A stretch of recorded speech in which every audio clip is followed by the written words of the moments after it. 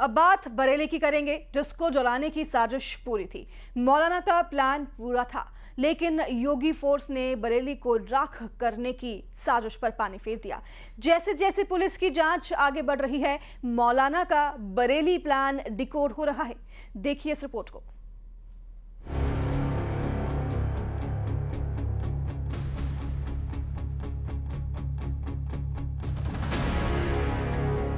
बरेली में 26 सितंबर को जुम्मे की नमाज के बाद जो भयंकर बवाल हुआ, उसको लेकर बहुत बड़ा खुलासा हुआ है।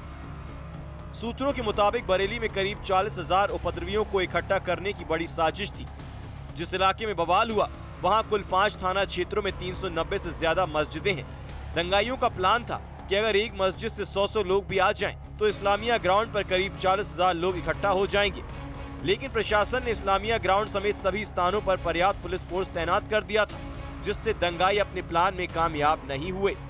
उधर आज बरेली हिंसा के आरोपियों को जब पुलिस ने मीडिया के सामने पेश किया, तो आरोपी हाथ जोड़े हुए दिखाई दिए। गिरफ्तार की संख्या है, जैसा कि कल आप लोग को बताया गया था, 39 थे। आज जो है 58 लोग डिटेन किए गए हैं और इसमें से कुछ लोगों को 21 लोगों को छोड़कर बाकी सभी जेल गए हैं। जो 21 आज की अरेस्टिंग थी, उनके खिलाफ जो है पूछताछ की कार्रवाई अभी चल रही है। एसआईटी का गठन किया गया है, जो एसपी सिटी के नेतृत्व में रहेगा और एक अन्य राजपत्रित अधिकारी रहेंगी। साथ ही इसमें 10 अन्य आईओ रहेंगे जो इस चीजों की विवेचना कर रहे हैं। बरेली हिंसा के आरोपियों पर यूपी पुलिस का एक्शन जारी है। इस मामले में अब तक 10 एफआईआर दर्ज की जा चुकी है। 55 लोगों को गिरफ्तार किया जा चुका है। किसी भी तरह के विवाद की स्थिति पैदा ना हो, इसको देखते हुए शहर में इंटरनेट बंद कर दिया गया है। वहीं बरेली विकास प्राधिकरण के जिस होटल में तौकीर रजा ने शुक्रवार को शरण ली थी, उस होटल को भी सील कर दिया है। हमारी पहले से तैयारी रहती है और जब भी दुस्साहस करेंगे, ऐसे ही पिटोगे जैसे बरेली के अंदर पीटे गए हो। लातों के भूत बातों से नहीं मानते। इनको लगता है जैसे सरकार अब भी इनके सामने झुक करके कार्य करेगी।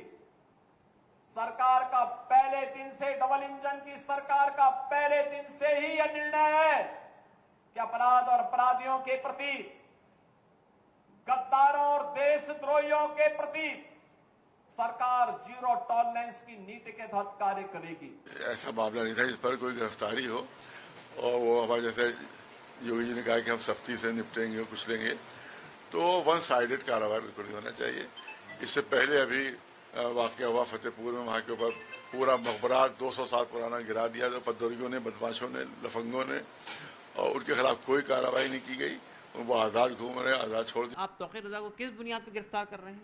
तौकीर रजा साहब की गिरफ्तारी भी गलत है और हम उसको भी कंडेम करते हैं और हम मुतालबा करते हैं उत्तर प्रदेश की पुलिस से कि उनको फ़ौरन रिलीज़ किया जाए, और जितने लोगों को आई लव मोहम्मद के नाम के प्रोटेस्ट करने वालों को आपने गिरफ्तार किया, उन सबको बगैर किसी शर्त के, बगैर किसी जमानत के उनको रिहा किया जाए। ये पूरी तरीके से सरकार के द्वारा सारी चीज़ें प्रायोजित हैं। जानबूझ के आप चाहते हो कि बवाल हो, ये माहौल बने जिसका ये फ़ायदा बिहार में ले सके।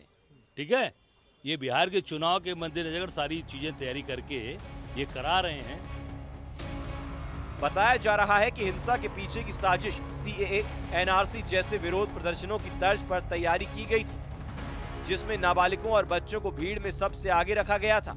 और इसी प्लान के जरिए बरेली में एक बार फिर उसी तरह दंगा भड़काने की साजिश थी, जैसे आज से 15 साल पहले 2 मार्च 2010 को बरेली जला था। बरेली में 2010 में बाराफात के जुलूस के दौरान हुई हिंसा के बाद भीषण दंगे हुए थे, जिसमें 1 महीने तक शहर में कर्फ्यू लगा रहा था।